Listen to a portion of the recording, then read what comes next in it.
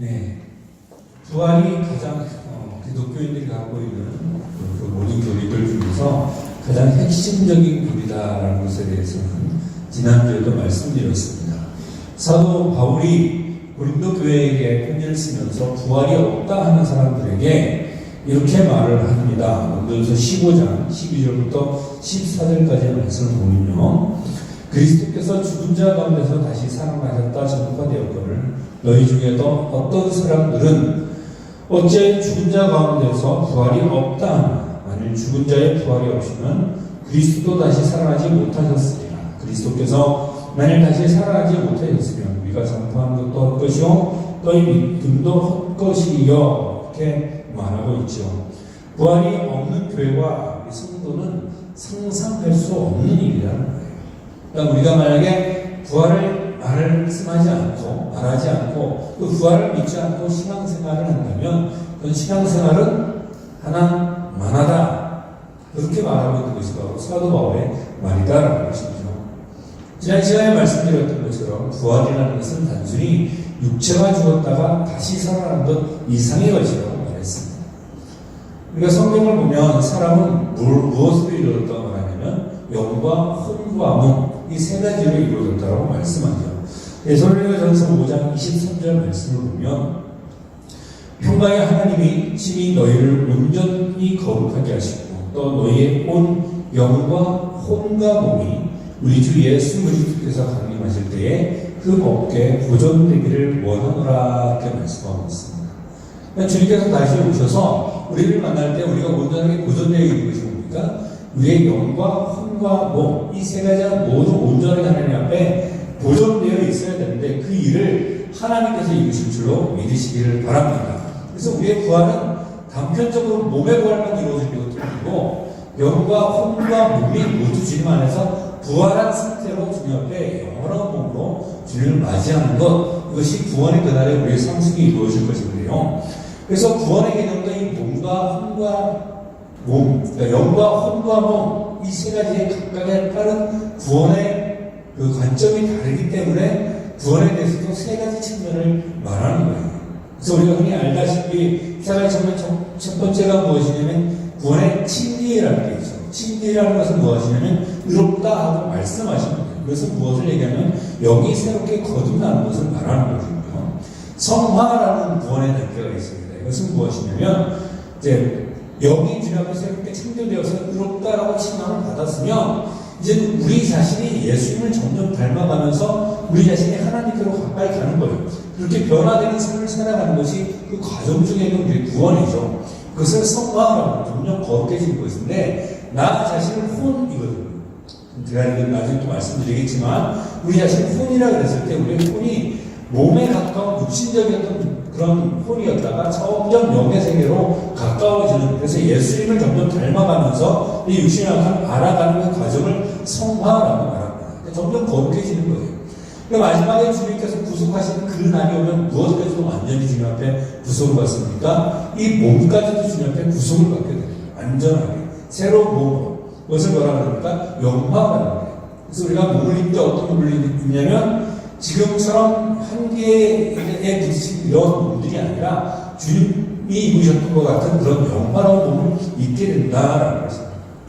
그러므로 주님께서 강림하실 때 우리의 몸은 새롭게 변화를 입게 되는 줄로 믿으시기를 바랍니다. 그것이 성경이 말하고 있는 부활에 대한, 구원에 대한 그런 가르침이에요. 그러니까 구원과 부활은 떼려야 뗄 수 없는 관계가 있다라는 거죠.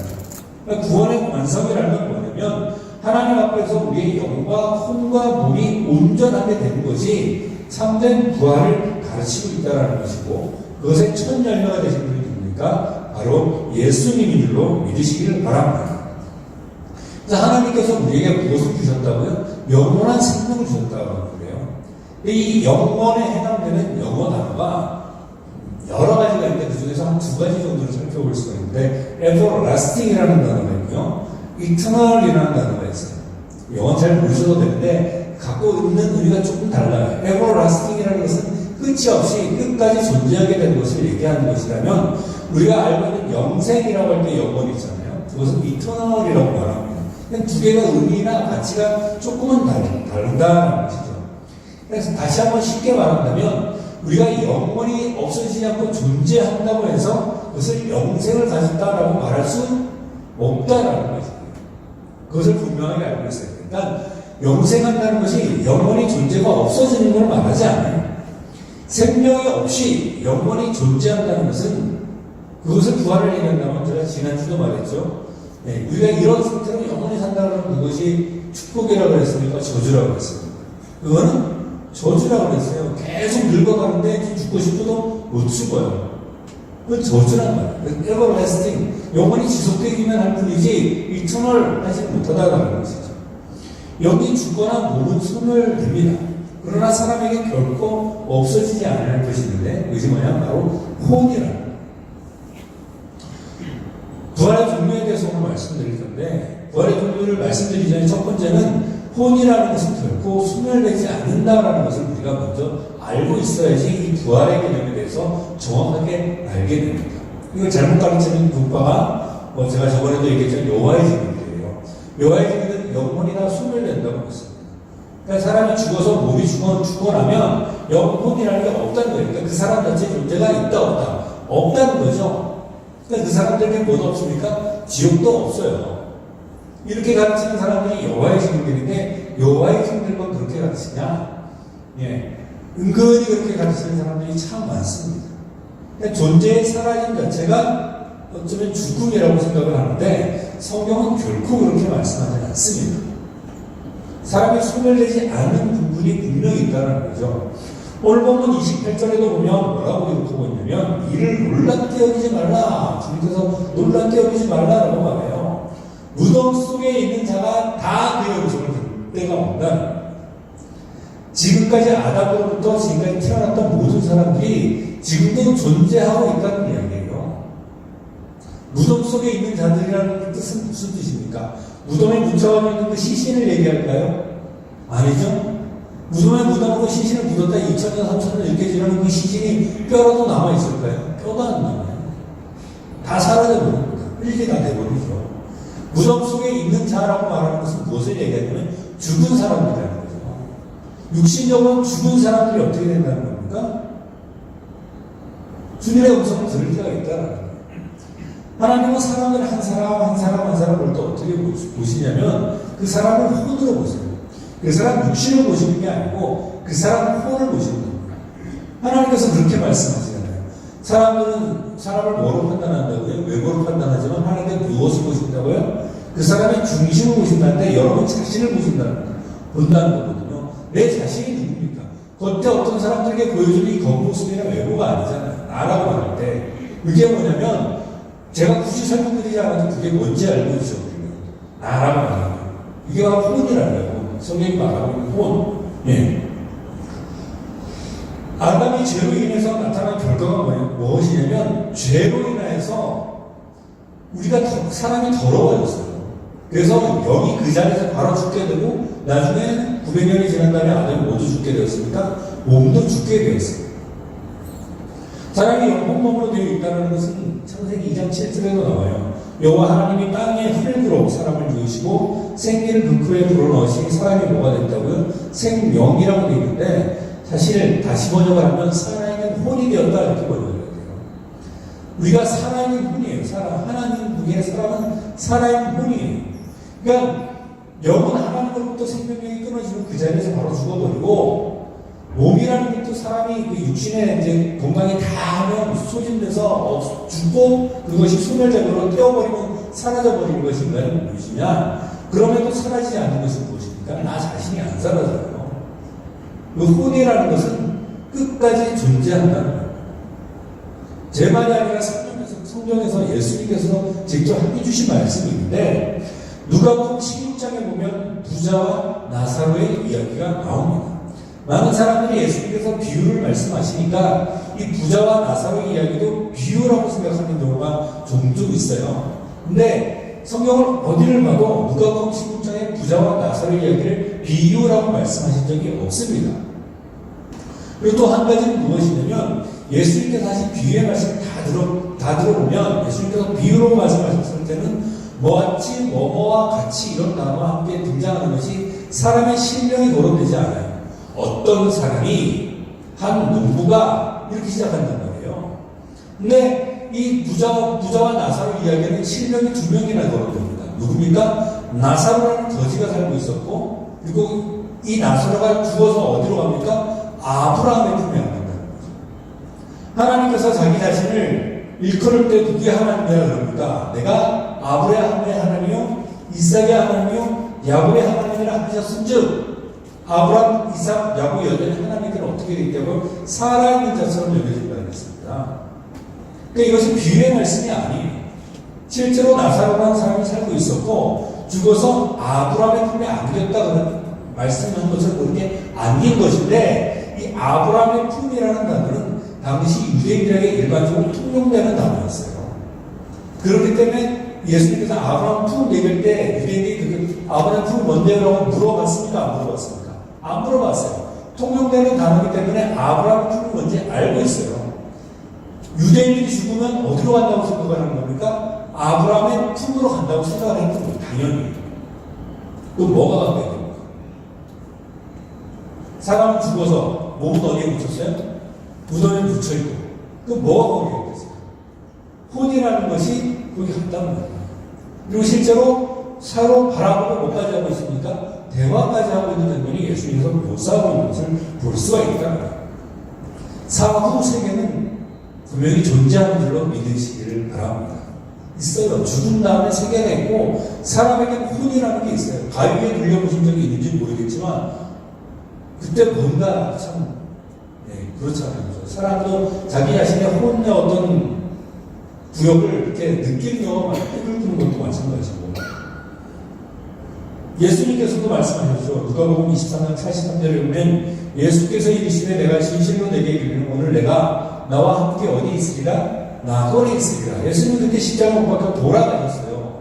근데 오늘 오른편 가는데도 죽었단 말이에요. 어디에 같이 있겠다 그랬습니까? 나홀에 같이 있겠다 그랬어요. 몸은 어디에 있는데 십자가에 매달려 있다가 아리마다 요셉에서 무덤에 옮겨져 있었단 말이에요. 몸은.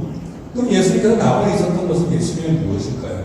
예수님의 혼이고 그 강도의 혼인 줄로 믿습니다.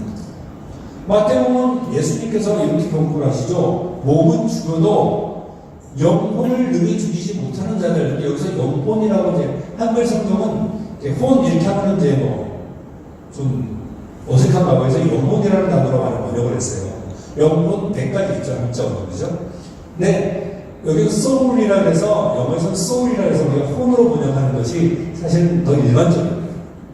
그래서 하나님은 사람은 뭘 못 죽여요? 사람은 몸을 죽여도 뭘 못 죽여요? 사람은 혼을 못 죽여요. 나 자신의 몸을 죽여도 나 자신을 죽이지 못해요. 사람이 칼로 찔러가지고 죽일 수 있는 건 몸까지만 죽인단 말이에요.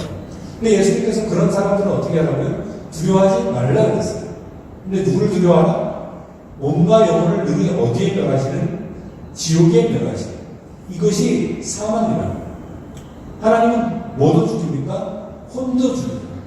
근데 혼을 죽이는데 혼이 소멸되는 것이 아니라 어떻게 멸하는 겁니까? 지옥에 벌을 주는 것이 혼을 죽이는 것이다 라고 말씀하고 있다는 것입니다.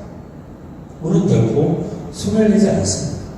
그러니까 우리가 부활이 무엇인가에 대해서 분명히 알아야 되고 부활에도 종류가 있다는 것을 알아야 되는데, 부활의 종류의 두 번째는 뭐냐면 생명의 부활이 있다.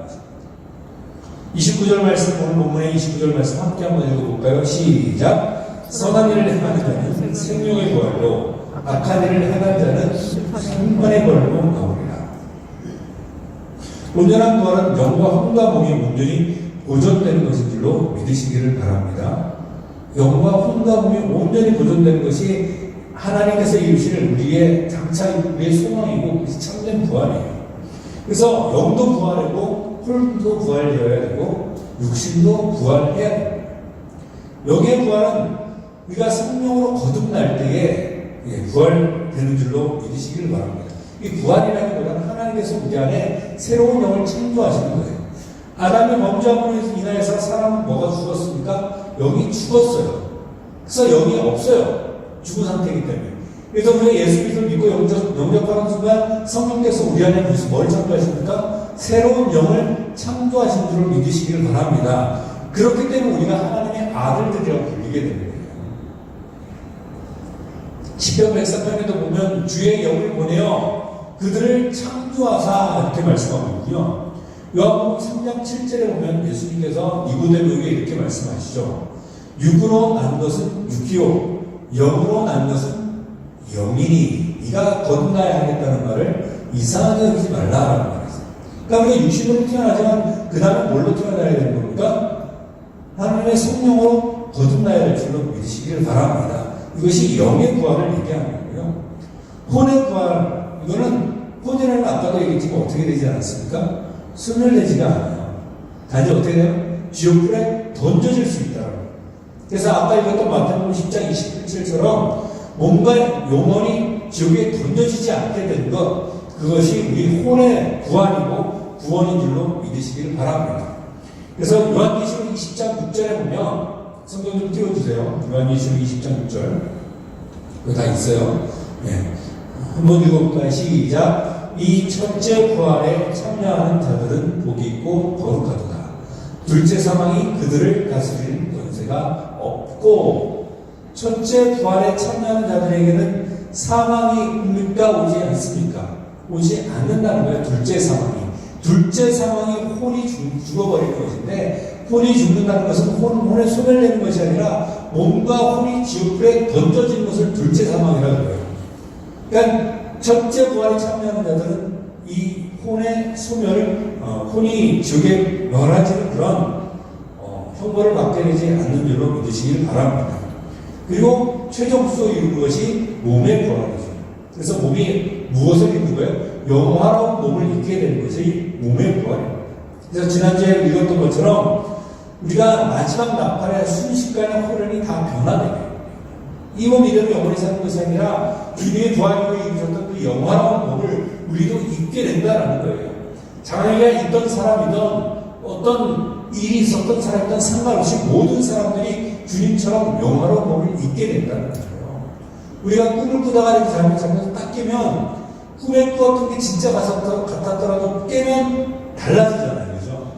우리가 영화로운 몸을 입게 되면 우리가 살던 이 세상의 모든 일들이 꿈처럼 여겨지게 될 줄로 믿으시기를 바랍니다. 완전히 달라지는, 차원이 달라지는 거예요. 영화로운 몸을 입게 됩니다. 근데 이 생명의 부활도 단계가 있어요. 차례가 있어요. 차례. 그림을 한번 좀 보여줄까요? 자, 이 그림을 딱 보면 그렇게 썩 잘 보이지는 않는 것 같은데, 성경에 나오는 부활의 차례에 대해서 말씀하고 있는 건데요. 보면 생명의 부활을 하는 때가, 이때가 교회 시대가 끝나고 주님께서 이제 공중강림하실 때에 생명의 부활의 중심에 있어요, 사실은. 근데 이 부활이 이렇게 한 번으로 끝나는 게 아니고, 구약 성경에 보면 초실절, 그 다음에 이렇게 장막절, 또 그 다음에 이삭추수 이렇게 있는 거 아시죠? 추수는 세 차례 이루어져요, 추수가. 그래서 첫 열매를 드릴 때가 있고, 그 다음에 추수 때가 있고, 이삭추수가 있어요. 이처럼 하나님께서 하나님의 백성들을 이렇게 구원하시는 장면을 추수로 묘사하고 있는 것처럼, 하나님께서 부활시킨 성도들을 부활시킨 것도 세 차례 나누어서 이루어지고 있습니다. 제가 성경에 없는 얘기를 하는 게 아니에요. 이제 처음 듣는 분도 계실 텐데, 제가 그거를 성경 묘사를 하나 말씀드릴게요. 첫 열매가 있고, 추수 때 알곡을 수확하고, 그 다음에 남겨서 이삭을 줬습니다. 그 다음에 마지막에 축적에는 이제 불에 던져지는 그런 단계로 추수가 이루어지는 건데, 성경은 어디를 읽냐면, 고린도전서 15장 22절하고 24절을 먼저 읽어볼게요. 고린도전서 15장 22절부터 24절까지를 먼저 한번 읽어보도록 하겠습니다. 함께 읽어보겠습니다. 시작. 아담 안에서 모든 사람이 죽은 것 같이 그리스도 안에서 모든 사람이 삶을 얻으리라. 네, 아담 안에서 모든 사람이 죽은 것 같이 그리스도 안에서 어떻게 된다고요? 그리스도 안에 있는 모든 사람은 새로운 삶을 얻게 되는 줄로 믿으시길 바랍니다. 이것이 구약 성도가 되었던, 지금 교회를 세우는 성도들이 되었던, 아니면 환란 시기의 성도가 되었든지 간에 예수 그리스도 안에 있는 사람들은 자기의 삶을 얻게 될 거예요. 생명을 얻게 될 거예요. 근데 그것이 아무렇게나 막 되는 것이 아니라 뭐라고 그러고 있어요? 지금 여기 성경에 자기 차례대로 되니, 먼저 뭡니까? 첫 열매인 그리스도, 다음에는 두 번째는 뭡니까? 그리스도께서 강림하실 때에 그리스도에 속한 자요. 그다음에 한번 넘겨주시고요. 24절. 그 후에 마지막에 한번 닥쳐져 있다는 거죠. 생명의 부활 얘기하는 겁니다. 그가 모든 통치와 모든 권세와 능력을 멸하시고 나라를 어디에 갔을 때 하나님께 바칠 때다라고 하면서 세 번의 생명의 부활에 대해서 말씀하고 있습니다. 그래서 처음 열매에 대해서 말씀드리자면 마태복음 27장 52절에 보면 이런 말씀이 있어요. 마태복음 27장 52절 말씀. 한번 같이 읽어보겠습니다. 시작. 무덤들이 열리며 자던 승부의 몸이 많이 일어나되 예수의 부활 후에 그들이 무덤에 나와서 거룩한 성에 들어가 많은 사람에게 보이니라. 아멘. 예수님께서 부활의 첫 열매인 줄로 믿으시기를 바랍니다. 그런데 그때 무슨 일이 벌어졌어요? 무덤들이 열렸어요. 그리고 성경에서 잤다라는 표현은 뭐가 됩니까? 죽었다는 얘기예요. 죽었던 성도들이 어디에서 일어났습니까? 몸이 많이 일어났어요. 언제? 예수님께서 부활하실 때. 그래서 예수님께서 부활하신 이후에 거룩한 성에 들어가서 많은 사람들에게 보여준 이 사건이 있었다고 성경이 어떻게 하고 있습니까? 기록하고 있는 거예요. 이게 바로 첫 열매 수확이에요. 모르겠어요. 학자마다 약간 의견이 달라서 구약에 있는 모든 성도들이 다 이때 부활해가지고 지금 나보니 저기 하나님 나라에 있는데 벌써 거기 가 있다라고 얘기하는 사람들도 있고, 여기 나온 많은 성도들이지만 구약에서 모든 성도들이 다 부활한 것은 아닐 거다라고 얘기를 하는데 그건 잘 모르겠습니다. 중요한 건 뭐냐면 예수님이 부활 때에 첫 열매들이 있었다 없었다. 있었다라는 것에 대해서 성경은 분명하게 기록하고 있다라는 것이죠. 그 일들은 우리에게도 일어날 줄로 믿으시기를 바랍니다. 그리고 나서 추수 때가 되면 주님께서 뭘 하십니까? 그 다음 장 넘겨주시면 그림을 이제 다시 한번 보여주시고, 그림을 보면 그림 먼저 한번 보여주고, 첫 열매 때 예수 그리스도의 첫 열매가 되시고 그때 그리스도가 부활한 이후에 첫 열매 성도들이 부활해가지고 어떤 거룩한 성에 들어갔었던 사건들이 있었어요. 그 다음에 교회 시대를 지나면서 모든 사람들이 무슨 은혜로 구원을 받게 됩니까? 그리스도의 은혜 안에서 그 안에서 새로운 생명을 얻게 되는 줄로 믿으시기를 바랍니다. 그 사람들이 언제 부활하게 되냐면 이 교회 시대가 끝날 때에 생명의 부활을 얻게 되는데 이때를 추수 때라고 말합니다. 알곡을 수확하는 거예요. 이것은 데살로니가서 4장 15절에 나와 있는 말씀들이죠. 우리가 주의 말씀으로 너희에게 이것을 말하노니 주께서 강림하실 때까지 우리 살아남아 있는 자는 자보다 결코 앞서지 못하리라. 주께서 뭐 하실 때? 강림하실 때까지 라고 말하고 있습니다. 아까 고린도전서 15장에서 말씀하신 것처럼 그가 강림하실 때에 그리스도에 속한 자에 해당하는 것이 바로 이 데살로니가 전서에 나오는 부활의 순간을 말하는 거죠. 지금 우리가 이것을 기다리고 있는 줄로 믿습니다. 이런 말로 서로 위로하라고 하거든요. 주께서 호령과 천사장의 소리와 하나님의 나팔소리로 친히 하늘로부터 강림하시리니, 어디로 강림하신다고요? 하늘로 강림하신다는 거예요. 이 땅에 재림하시는 것이 아니고 하늘로 강림하시는 거예요. 그리스도 안에서 죽은 자들이 먼저 일어나요. 제가 지난주에 이거 말씀드렸죠. 죽은 사람들이 먼저 일어나요. 그 다음에 그 후에 우리 살아남은 자들도 그들과 함께 구름 속으로 끌어올려 어디에서 주를 영접한다고요? 이 땅에서 만나는 것이 아니라 공중에서 주를 영접하게 하신다라고 말씀하고 있습니다. 이것을 다른 말로 뭐라고 얘기한다고요? 휴거라고 말합니다. 휴거 말하면 이단이 아닙니다. 휴거라는 단어로 간략하게 말했을 뿐이지 공중에서 우리가 주님을 만나는 사건에 대해서 성경은 이렇게 기록하고 있고 그러한 말로 서로 어떻게 하나요? 위로하라라고 성경은 언급하고 있다라는 것입니다. 이때 가장 많은 성도들이 주님을 만나게 될 것입니다. 그렇잖아요. 철면 맥주절 보리 수확할 때보다 가을에 가을 과자를 제일 많이 걷잖아요. 그죠? 그래서 우리나라도 추석에 비해서 그때쯤 있고 추수감사절도 그때 가을에 있는 거예요. 이때 가장 많은 성도들이 구원받게 됩니다. 근데 거기서 끝나는 것이 아니에요. 아까 고린도전서 읽을 때 그때 그 후에는 마지막에 한 번 더 있다고 얘기했어요. 그것이 뭐냐면 그 나라를 하나님께 바칠 때라고 얘기했거든요. 그러니까 어떤 사람들이 저처럼 이제 성도들은 교회의 성도들은 통과하기 전에 주님께서 이렇게 불러 올리신다. 이렇게 말하지만 어떤 분들은 꼭 환란을 통과한다 이렇게 가르치고 돼요. 구원과 관련 있는 그 교리는 아니기 때문에 막 2단되고 3단되고 이러는 교리는 아니지만 어떤 면에서 심각한 교리예요. 교회가 환란을 통과하느냐 마느냐의 중요한 거거든요. 근데 하나님께서 저는 하실 줄로 믿습니다. 어떻게든. 근데 왜 환란을 통과하지 않고 혼란을 통과한다라고 가르치는 그런 교리가 어떻게 생겼냐면 데살로니가서 4장 15절이라든가 다른 구절을 보면 예수님께서 환란 중에서 우리를 건지시고 공중에서 만나실 것에 대해서 말씀하시는데 마지막 날들에 대해서 기록이 되어 있는 성경 중에서 무엇이냐면 마태복음 24장이 있어요. 제가 마태복음에 대해서 지금 주일 오후에 말씀을 드리고 있죠. 근데 처음에 마태복음 시작할 때 뭐라고 말씀드렸습니까? 마태복음은 교회에게 하시는 말씀이나 아니면 당시 유대인들에게 하시는 말씀입니다. 당시 유대인들에게 하는 말씀이에요. 교회가 아니라 교회라는 말은 어디 처음 나옵니까? 마태복음 16장에 처음 나와요. 마태복음 24장에도 예수님이 제자들에게 그때 이스라엘이 어떻게 해라라는 것에 대해서 말씀하고 있거든요. 그럼 마태복음 24장은 어디에 해당되는 내용입니까? 내용은 교회가 아니라 유대인들, 이스라엘, 특히 환란 중에 있을 이스라엘에 대해서 말하고 있는 부분입니다. 그래서 마태복음에 뭐라고 기록되어 있냐면 마태복음 읽기 전에 지금 새벽에 이사야서죠. 이사야서도 마찬가지로 대상이 누구라고요? 유대인들이에요. 그때는 교회는 존재하지도 않았어요. 자, 이사야서 26장 19절을 한번 읽어보겠습니다. 시작. 죽은 자들이 살아나고 그들의 시체들은 일어나리이다. 뒷글에 누운 자들아 너희는 깨어보려라. 주의 이슬은 빛난 이슬이니 땅이 죽은 자들을 내놓으리로다 라고 하면서 마지막 때에 이스라엘 향해서 죽은 자들이 살아날 것에 대해서 이사야 선지자가 예언하고 있는 말씀이죠.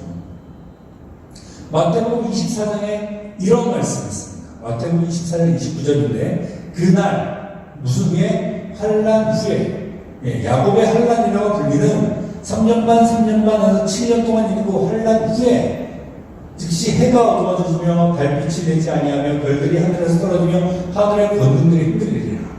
이제 환란이 다 지나가고 나면 예수님이 어떻게 하시냐면 이 땅에 재림하셔도 모든 것을 다 심판하시거든요.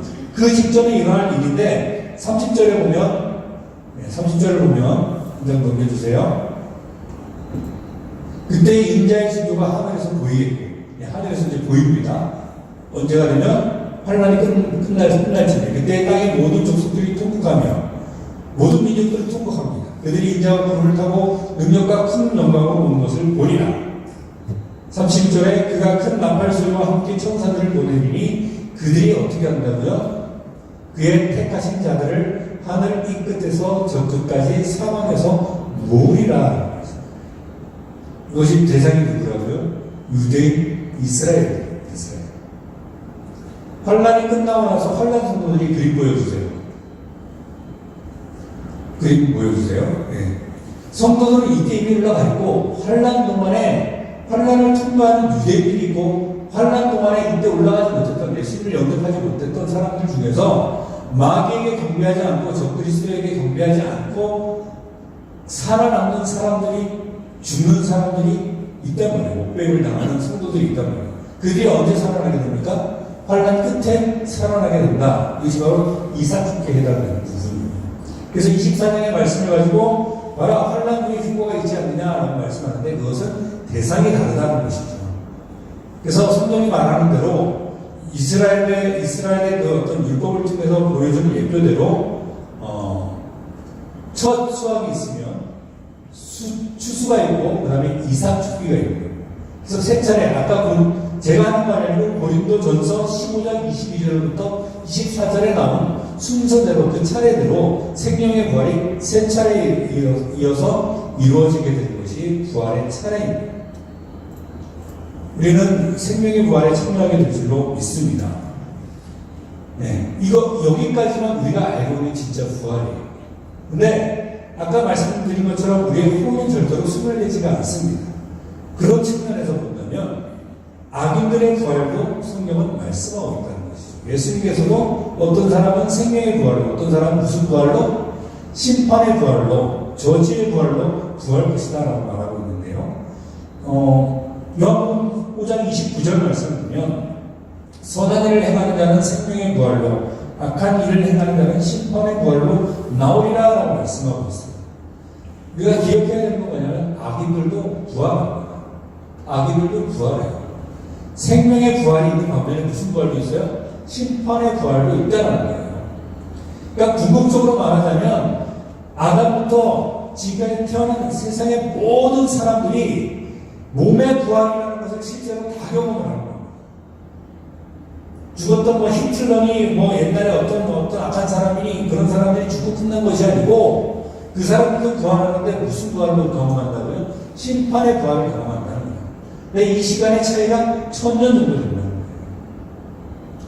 자, 예수님만 말씀하셨느냐? 사도행전 24장 15절에 보면 사도 바울도 이렇게 말하고 있어요. 그들이 기다리는 바 하나님께 향한 소망을 나도 가졌으니 곧 의인과 누구의 부활? 악인의 부활. 몸이 사는 것에 대해서는 악인의 부활도 있다라고 말하는 거예요.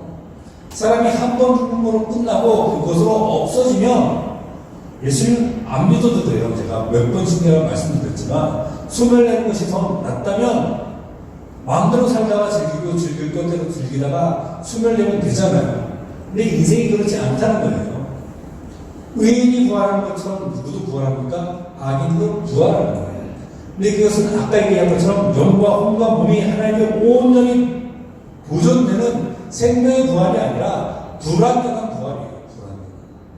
죽은 채로 부활하는 거예요. 죽은 채로. 첫째 부활이 있으면 둘째 부활이 있고요.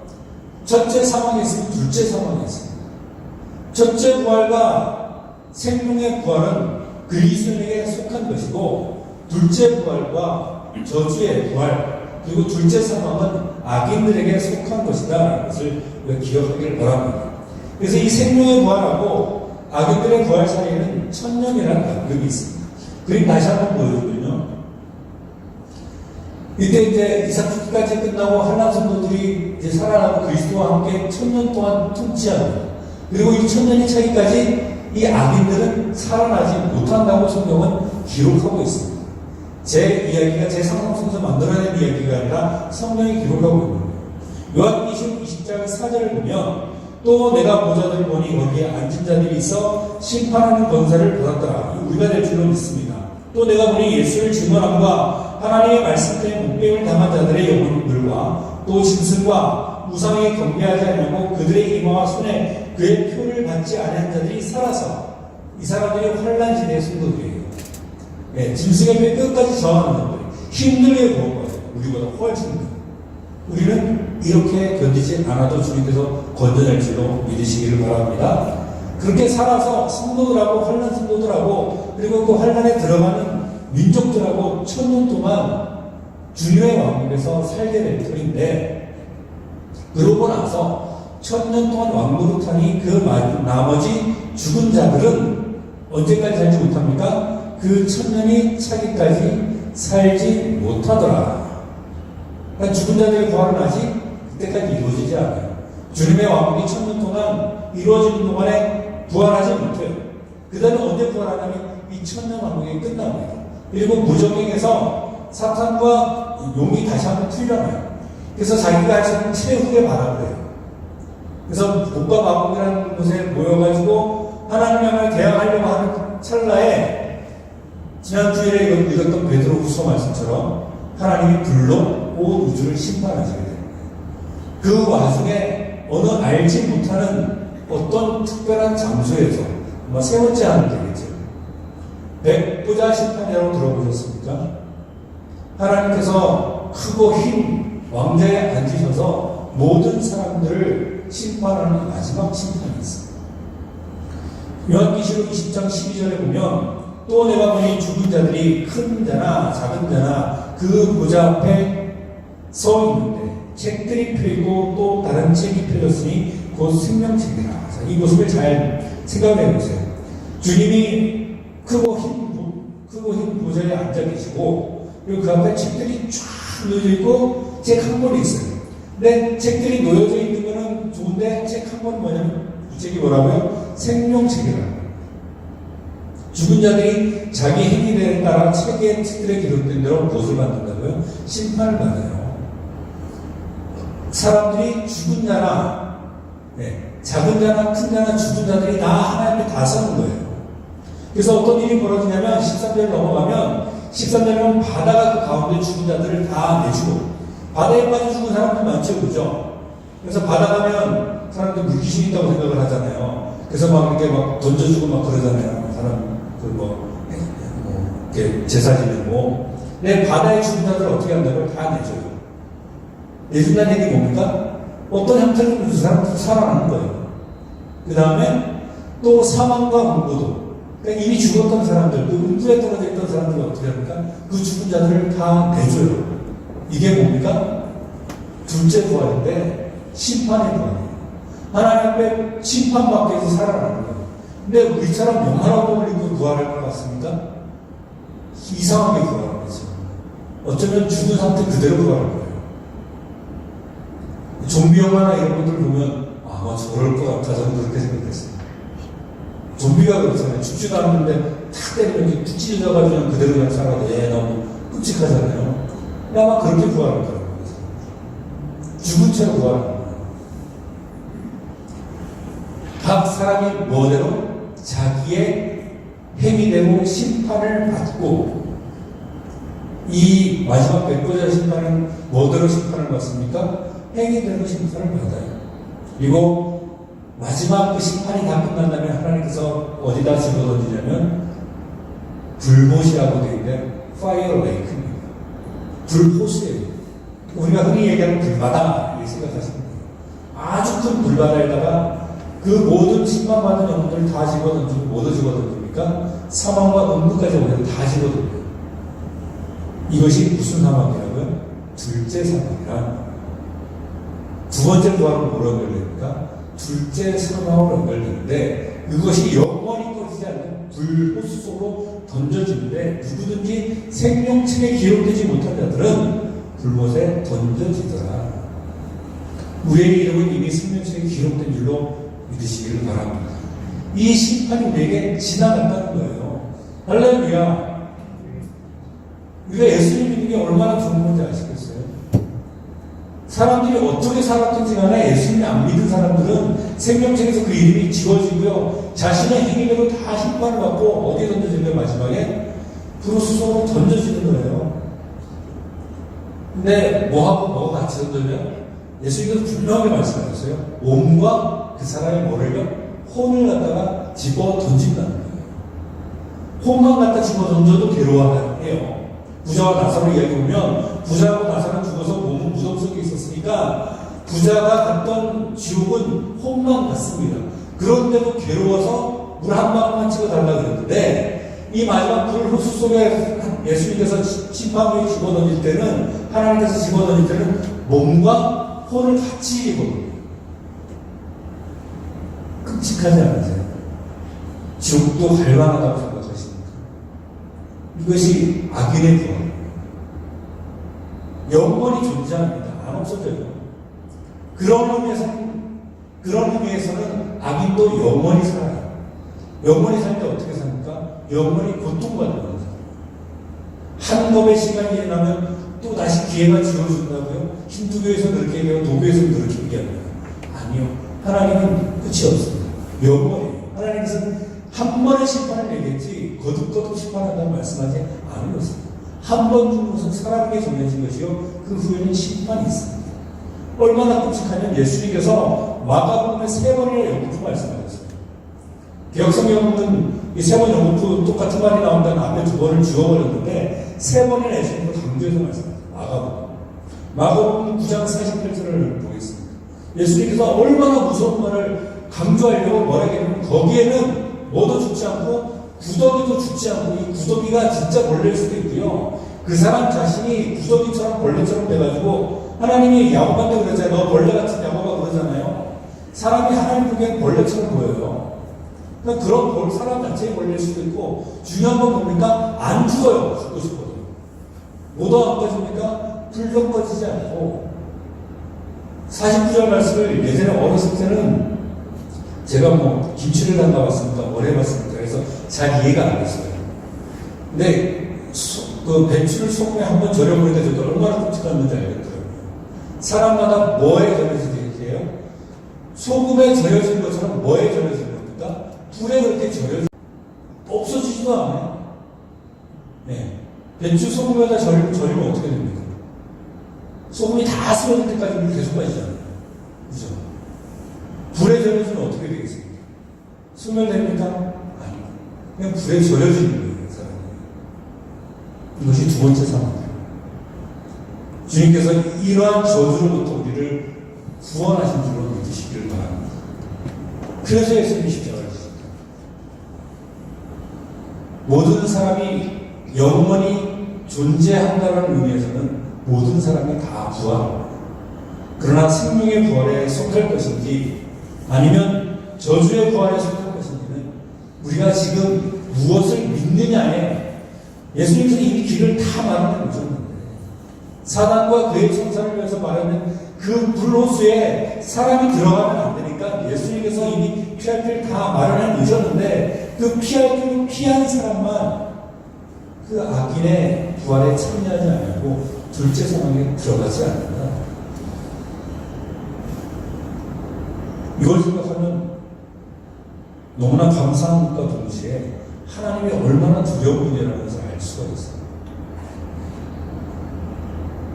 부활의 조건, 부활이 무엇인가? 사람의 혼은 절대로 소멸되지 않아요.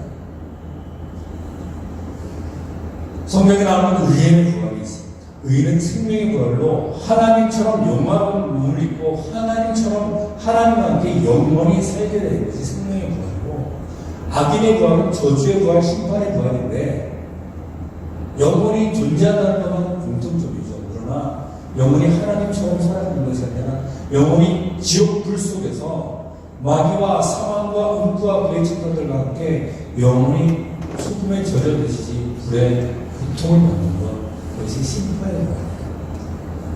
우리는 생명의 부활이 이것에 감사하기를 바라고요. 그리고 그 은혜를 가지고 살아가면서 우리만 그렇게 살아갈 수 없어요. 여전히 우리에게 생명이 붙어 있으면 주님께서 우리에게 소명이 있기 때문이라고 믿으시기 바랍니다. 주님께서 아직도 심판하지 않아서 기다리시는 이유는 아직도 구원받을 만한 영혼이 있기 때문이라고 믿으시기를 바랍니다.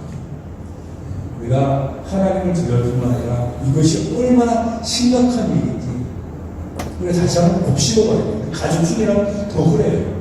가족 중에 더 심각해요. 가족이 아니어도 심각해요. 알고 보면 다 가족이거든요. 다 아담의 후손이에요. 우리가 왜 예수님을 믿는 것인지에 대해서 좀 더 현실적으로 더 끔찍하게 알게 되기를 바라고, 사도 베드로가 그랬던 것처럼 사람들 앞에 설 것인지 하나님 앞에 설 것인지 우리가 다시 한번 생각을 하고 하나님 앞에서 이렇게 살아갈 수 있게 되기를 바랍니다. 그러면 오늘 말씀도 심판이 여러분